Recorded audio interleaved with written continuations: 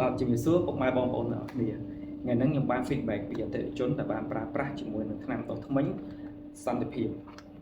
បែបនេះបងប្អូននិយាយទៅថ្នាំដុសធ្មេញគឺជាផលិតផលរបស់កូនខ្មែរយើងដែលធ្វើការរៀបចំឡើងក្នុងការ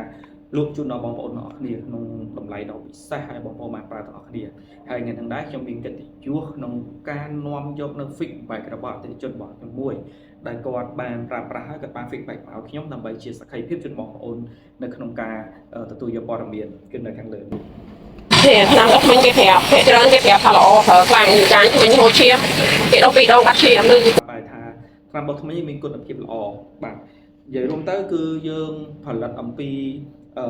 អំបិលជីអង្កាមហើយជាមួយនឹង